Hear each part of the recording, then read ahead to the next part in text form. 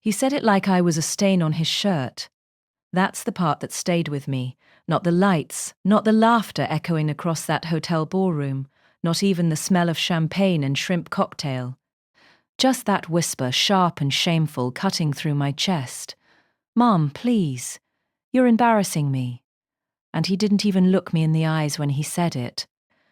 I remember standing there with my little glass raised, my hand trembling just a bit.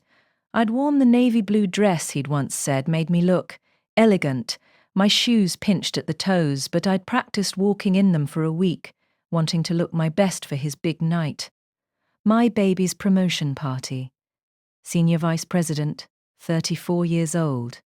I was so proud it almost hurt. But in that moment, with his whisper pressing me down and my laughter dying in my throat, something in me sank. The kind of sinking that starts slow, like realizing the tide's been pulling you out without you noticing. Before that night, life was simple. I had my routines, my peace, mornings with the smell of coffee and the radio low, the same old gospel station humming through the kitchen. My neighbour, Miss Brenda, brought me cuttings from her rose bushes every few weeks. I'd dry them on the windowsill and keep them in jars, because I liked how they reminded me that things could bloom more than once. Most days, I worked at the library, just part-time now. I shelved books, helped folks print resumes, told teenagers to keep their voices down with that soft authority only middle-aged mothers have mastered. I liked the quiet of it, the order, but my real joy was my son, Andre. Lord knows that boy had been my whole world since the day he came into it. It had been just him and me since his father left when he was 6. We struggled, sure, but I made sure Andre never saw my fear. I took extra shifts at the clinic, sold pies on weekends, even cleaned houses when things got tight. Every penny went into his future. He used to tell me, "One day, I'm going to take care of you, Mama. You won't ever have to work again." And I believed him, not because I needed the money, but because I needed to believe he saw me. All those years of sacrifice, I thought they meant something. So when he got that job at the tech firm, when he started climbing that ladder, I was the loudest cheerleader in the room. I told everyone at church, showed his business cards like they were trophies. My son works downtown now, I'd say proud as sunrise. He called less, sure, but I told myself that's just success. It keeps you busy.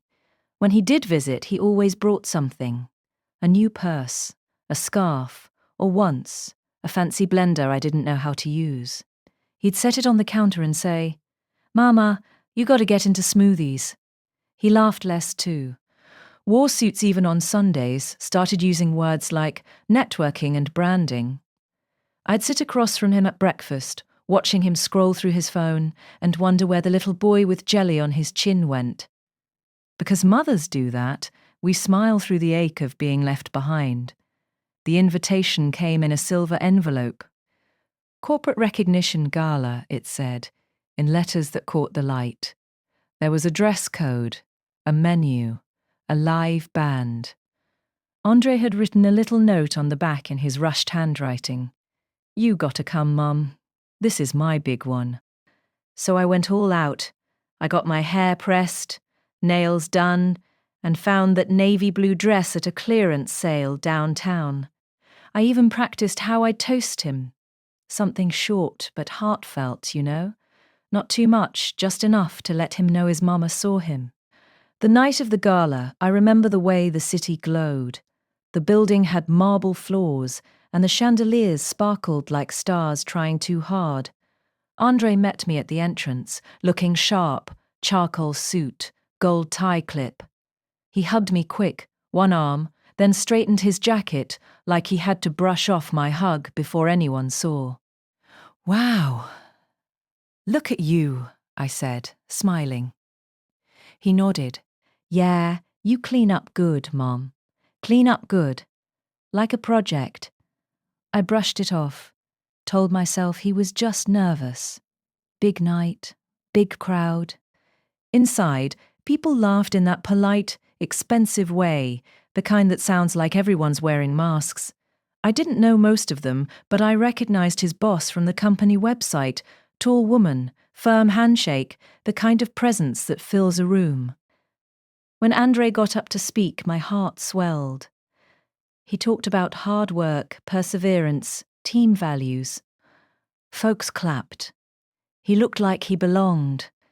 Then, after the applause, after his colleagues lifted their glasses, I stood. I don't know why I did it. Maybe because I couldn't hold it in.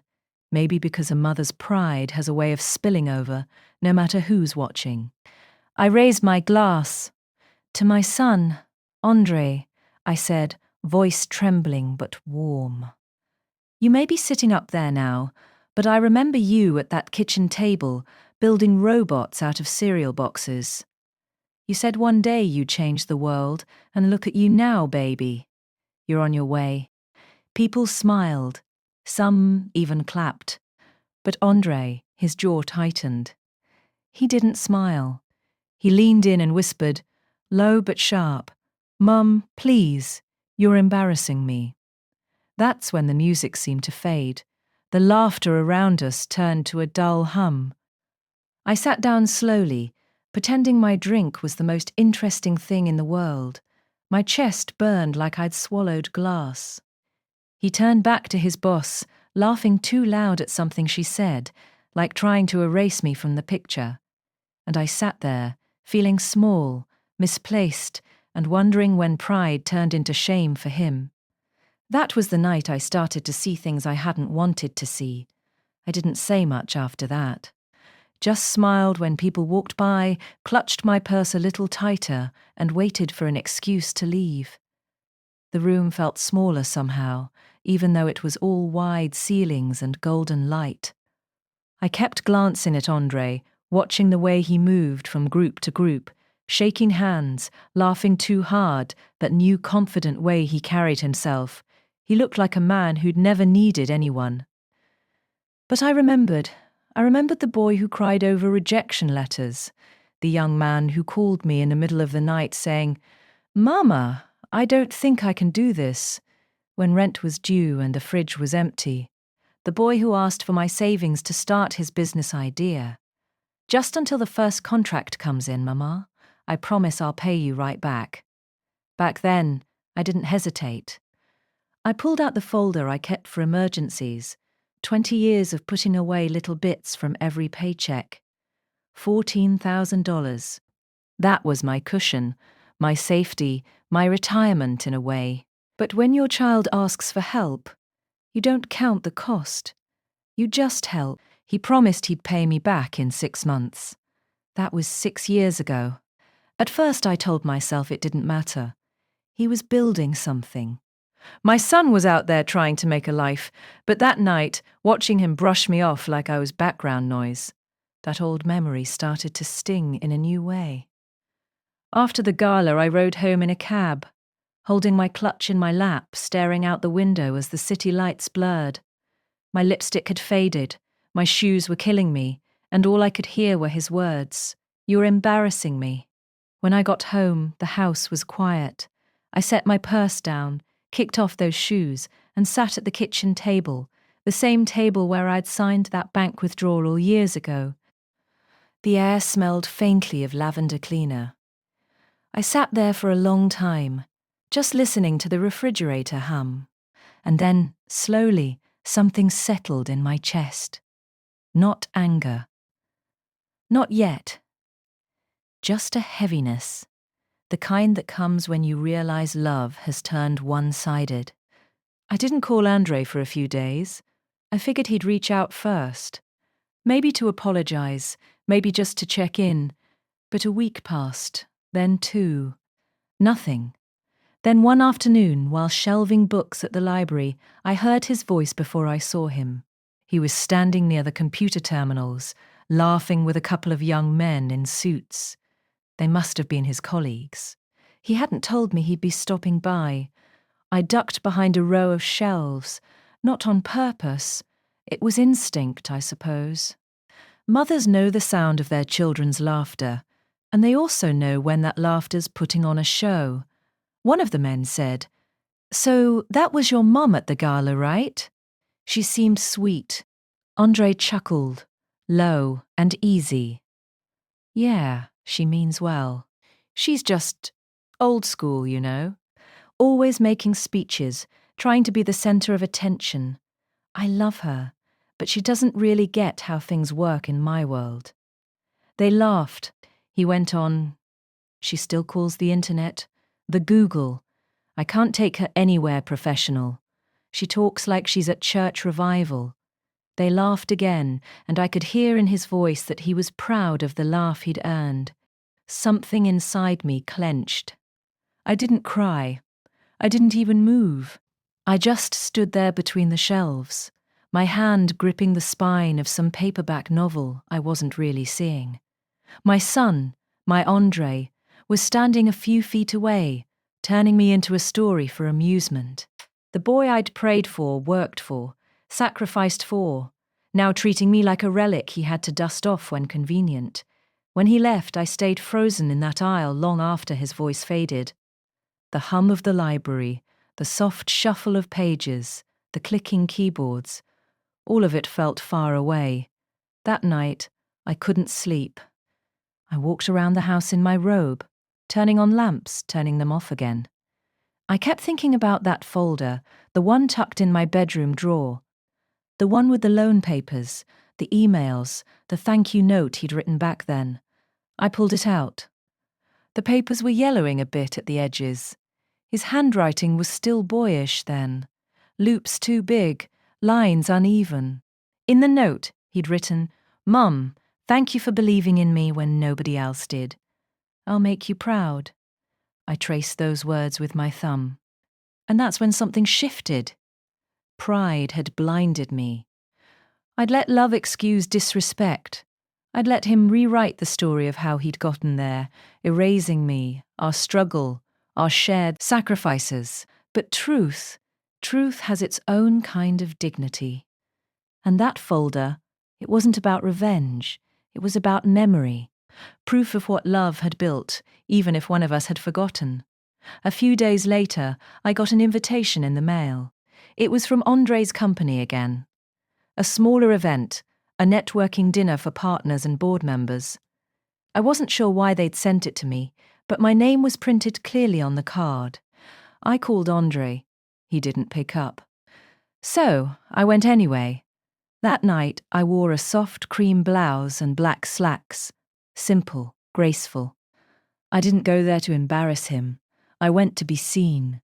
To remind both of us who I was before he started trimming pieces of me to fit into his image. At the dinner, people mingled with easy smiles. Andre spotted me from across the room, surprise flickering across his face before it settled into something like irritation. He walked over quickly. "Mom," he whispered, "jaw tight, what are you doing here?" I showed him the invitation. "They sent it to me." He exhaled sharply. "It was probably a mistake. This is a private event for..." Before he could finish, his boss, the tall woman with the commanding voice, approached. "Andre, are you going to introduce me to your mother?" His smile looked rehearsed. "Of course. This is my mum, Denise." She shook my hand warmly. "I've heard so much about you. Andre says you're the one who taught him everything about hard work." I smiled, soft but steady. "Well, I did what I could." Andre's face went pale, because in that moment I knew she didn't know the real story. And I had brought the truth neatly tucked in my purse. Andre's boss, Miss Carter, had one of those voices that drew a room's attention even when she wasn't trying. Calm, clear. You could tell she was used to being listened to. She asked me questions, polite ones at first, where I was from, what I did before retiring, what Andre was like as a boy. I answered honestly, maybe a little too honestly. He was curious, always taking apart the radio or the toaster just to see how it worked. Used to tell me he'd build his own company one day. She smiled. "That doesn't surprise me. He's ambitious." "Yes," I said softly, watching Andre's jaw tighten. Ambition can be a beautiful thing if it doesn't make you forget who cheered for you first. Her eyes flicked between us, sharp, perceptive. She caught it. The tension. Andre stepped in quickly. "Mum, why don't we get you a seat? I'm sure you're tired." "I'm fine," I said, voice steady. He leaned closer, whispering through his smile. "Please, don't make this a scene." I wanted to tell him I wasn't the one performing, but instead I just nodded and followed him to a table near the back. My heart was steady now, too steady, like it had made peace with what it had to do. As the evening went on, speeches filled the room. Toasts, laughter, the usual corporate polish, every sentence rehearsed, every smile framed. I watched Andre at the head table, laughing along, flashing that charming grin. When dessert came, crème brûlée served in tiny glass dishes. Miss Carter made her way over to me again. She sat down across from me, resting her elbows lightly on the table. "I meant to tell you," she said. "Your son's presentation last quarter really impressed the board. His numbers were strong." I nodded. "That's good to hear. He's always been smart with numbers."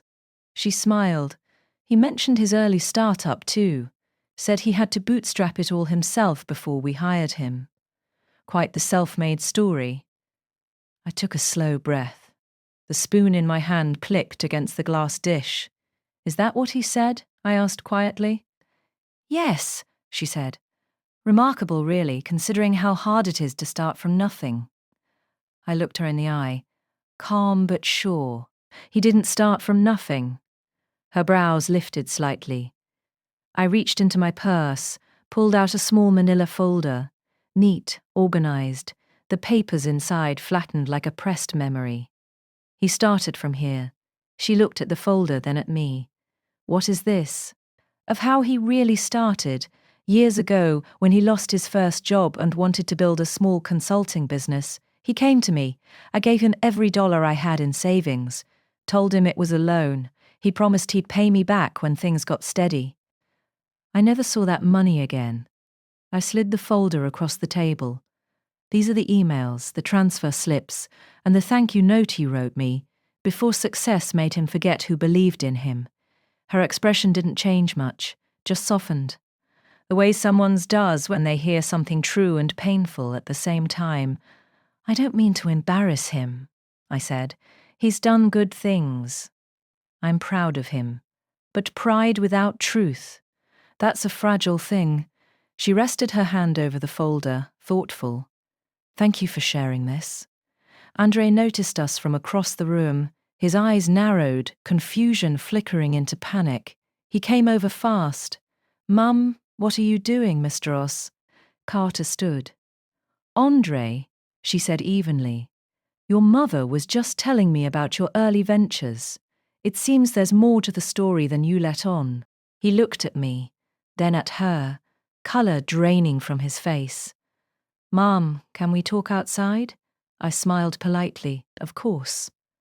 Outside the ballroom, the hallway was quieter, carpet soft under our feet. Andre turned on me the moment the door closed. "What the hell was that? Are you trying to ruin me?" I didn't flinch. "No, baby. I'm trying to remind you of where you came from." "You had no right," he hissed. "Those people don't need to know our business." "Our business?" I said softly. "You made it public the moment you started rewriting the story." He rubbed his temples. "Do you even realize what this could do to me? My image, my reputation. And what about mine?" I asked, voice low. "You think I don't hear what you say, that I don't know you laugh about me behind my back, call me old school, too much. You treat me like some outdated software you can delete once your life upgraded." He blinked, silent. I took a step closer. "You didn't just forget to pay back money, Andre. You forgot the love that built you. You forgot that everything you stand on came from someone's late nights and early mornings, from me skipping meals so you could eat better. That's not embarrassment, baby. That's legacy. His eyes glistened, just for a moment before pride shuttered them again. You just don't get it, he muttered, turning away. Maybe I didn't. Maybe I never would. But the truth was out there now. Not shouted, not weaponized, just quietly placed where it belonged. The next morning, my phone rang. I saw his name but didn't answer. The voicemail that followed was short. Mom, I don't know what you were thinking. Miss Carter asked to see me first thing. Thanks for that. No apology, just that tone, half anger, half disbelief. I went about my day, did my shift at the library, watered the plants, tried not to think too hard. But around 3 o'clock the phone rang again. This time it wasn't Andre, it was Ms. Carter. Mrs. New Johnson, she said kindly. I just wanted to thank you. I reviewed the documents. It's clear you've been a big part of your son's story. I wanted you to know we've had a talk, a good one. Her voice was measured, but I could hear the subtext. We know the truth now. I thanked her. She didn't say more, didn't have to. That night, I sat on the porch as the sun dipped low. The air smelled like jasmine and cut grass. My phone buzzed again. This time I answered. Andre's voice was small. Mom. They took me off the leadership committee. Said they're restructuring the team. Miss Carter said something about transparency. I see, I said softly. I don't know what to do, he said, voice cracking. I think I messed up, Mom. I waited a beat before speaking. You didn't mess up tonight, Andre. You messed up the day you forgot how you got there. Silence, just breathing on the line. Then finally a whisper, raw and trembling. I'm sorry. And for the first time in a long time, it sounded like my son again. He came over that Sunday. No call ahead, no text, just the soft knock I used to hear when he was a boy coming home late, hoping I wouldn't be too mad. I opened the door, and there he was. Suit jacket wrinkled, eyes tired, pride tucked somewhere deep. Can I come in? He asked. I nodded, stepping aside. Shoes off. He looked around like he hadn't really seen this house in years. You changed the curtains 3 years ago, I said. You just never noticed. That landed. He exhaled slowly. For a while, neither of us said much. The clock ticked, the refrigerator hummed, the sound of a distant lawnmower drifted through the window. I poured him some coffee, and he stirred it absent-mindedly, though I could tell his mind was somewhere else. Finally, he spoke. They're not firing me, he said, just moving me to a smaller division for a while. Miss Carter said she still believes in me, but I need to will trust. I nodded. That's fair. He looked up at me, eyes flashing with something between frustration and guilt. Mom, do you have any idea what that folder did? You made me look like a liar, like a fraud. I held his gaze. You did that yourself. I just stopped protecting the version of you that didn't exist. He flinched. You could have talked to me first. I tried, I said quietly. For years, I tried, but you stopped listening a long time ago. He dropped his head into his hands. I didn't mean to hurt you. He paused, exhaling. I wanted to fit in. Everyone at that firm came from money, connections, the right families. I didn't want them to see me as some charity case who started with his mama's loan. Then you should have been proud of that, I said softly. Because that's the truth. It doesn't make you smaller. Andre, it makes you stronger. He rubbed his eyes. I know that now, I nodded, my voice calm. Good. Because pretending to be something you're not doesn't make you more successful. It just makes you lonely. He stayed a while that evening. Leftovers with me, collard greens and cornbread from the night before, said it reminded him of Sundays when he was little. We laughed a little, talked about old times. It wasn't easy, but it was honest. Before he left, he reached into his briefcase and pulled out an envelope. "It's not the full amount," he said, pushing it toward me. "But I want to start paying you back." I looked at the envelope, then at him. "Keep it," I said. He frowned. "What?" "No, I owe you. You do," I interrupted, "but not in dollars. Not anymore. What I want is respect. I want you to come by sometimes, not just when you need something. I want you to remember where you came from, and who you came from. That's payment enough." His eyes glistened, and he nodded. "I can do that." He hugged me then. Really hugged me. Not that quick, polite squeeze from the gala, but the kind that said he understood, even if he couldn't put it into words. And just like that, some of the weight I'd been carrying began to lift. Weeks went by. Andre called more. Came by some Saturdays with groceries, sometimes just coffee and a smile. He even fixed the loose hinge on my kitchen cabinet without being asked. One afternoon, while helping me bring in groceries, he said, "You know, Miss Stressage. Carter told me something after everything happened." "What's that?" "She said she didn't lose respect for me. She said she gained some, because I finally started telling the truth. She told me, you don't have to erase your roots to grow, Andre. You just need to water them." I smiled. "That's a wise woman." He nodded. "She said you taught me more than I realized." I didn't say anything, just smiled a little to myself. About a month later, the company hosted another dinner, smaller, more intimate this time.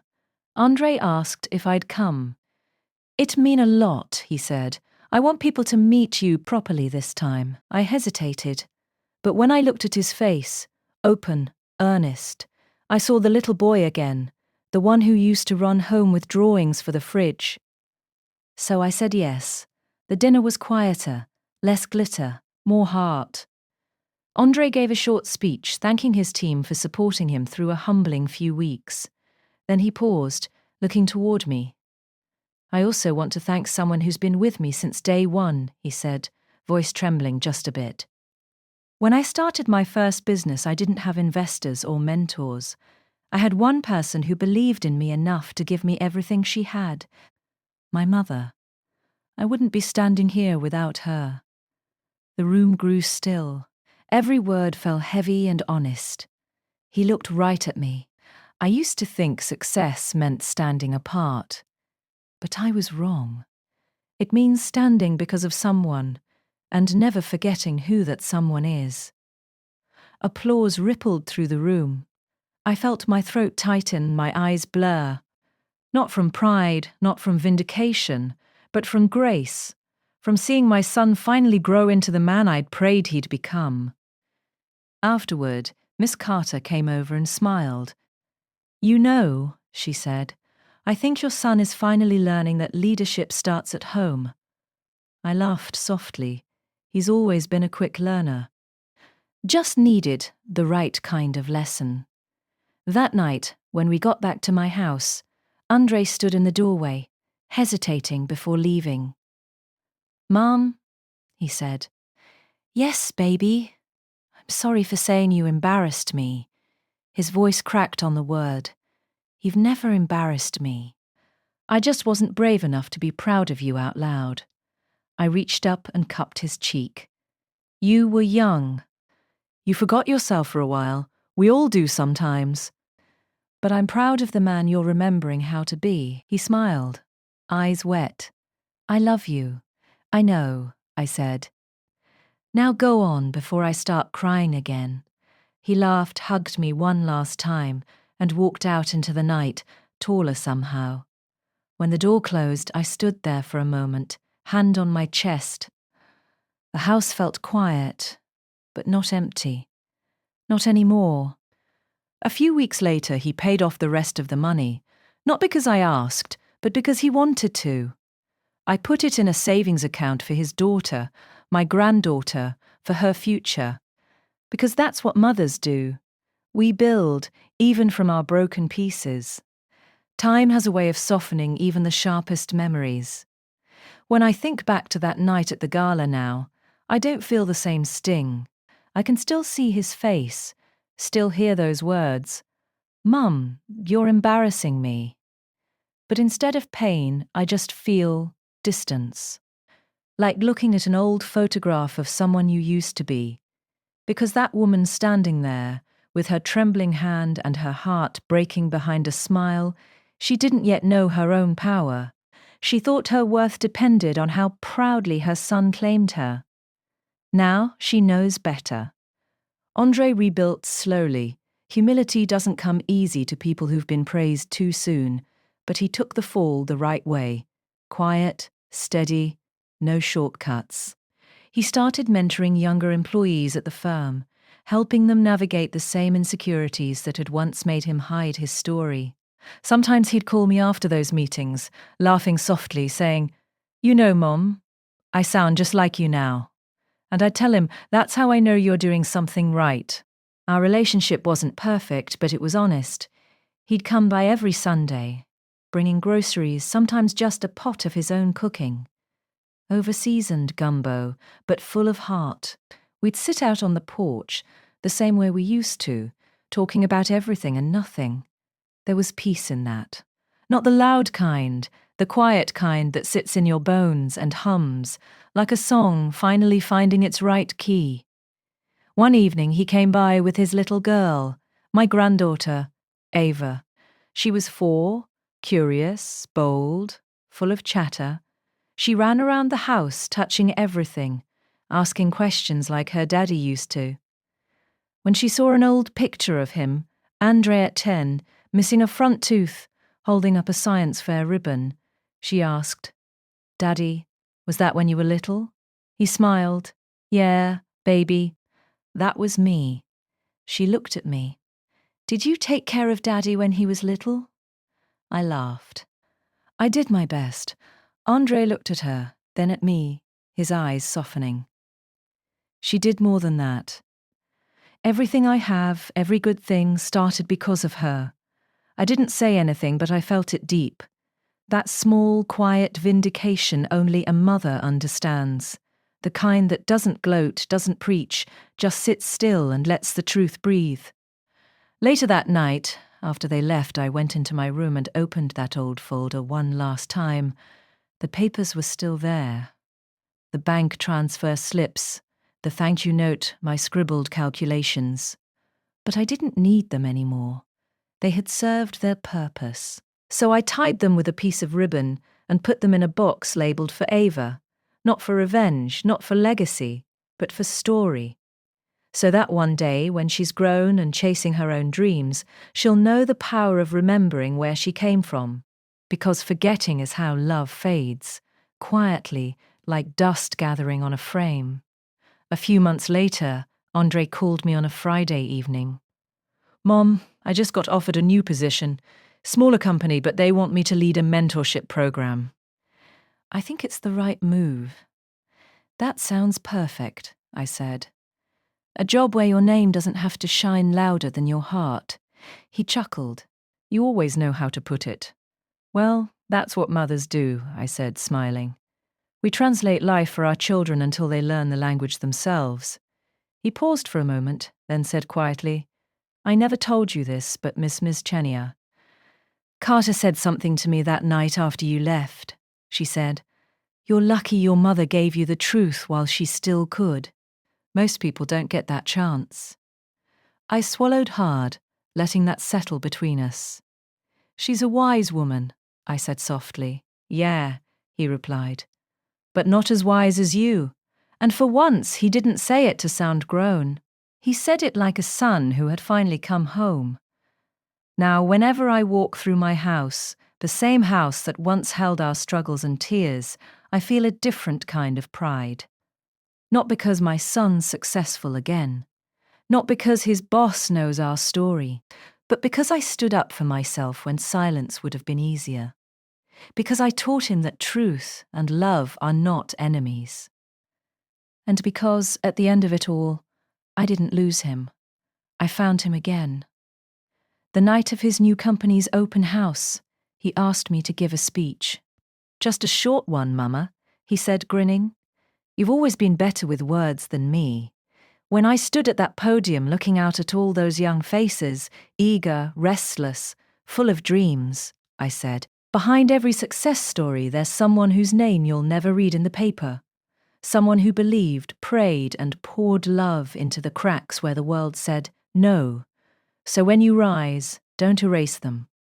Carry them with you, out loud." The room fell quiet. And when I looked at Andre, he was already on his feet, clapping. This time, it wasn't polite applause. It was gratitude. And maybe that was the only kind of revenge worth having, the kind that ends with respect, not ruin. Afterward, he walked me to my car, arm linked through mine, like he used to do when he was little. "You were perfect, Mom," he said. "Everyone loved you." I smiled. "Even if I embarrassed you a little?" He laughed. "You could embarrass me any time." We both laughed, and for a moment the night air felt clean again, like we'd both been forgiven by something bigger than words. That's the thing about truth. It doesn't destroy what's real. It just burns away what's fake, so you can see what was always there. And sometimes the hardest thing a mother can do is let her child feel the consequences, not to punish, but to teach them how to come home again. Andre came home, not just to my house, but to himself. And as for me, I learned that silence is not grace when it hides the truth. Grace is telling it gently, even when your voice shakes. We spend so much of our lives trying to protect the people we love from hard truths, especially our children. But love without honesty is just fear in disguise. So I'll ask you this. From one heart to another, if someone you loved disrespected your sacrifices, would you have stayed quiet, or would you have handed them the truth like I did? Tell me in the comments.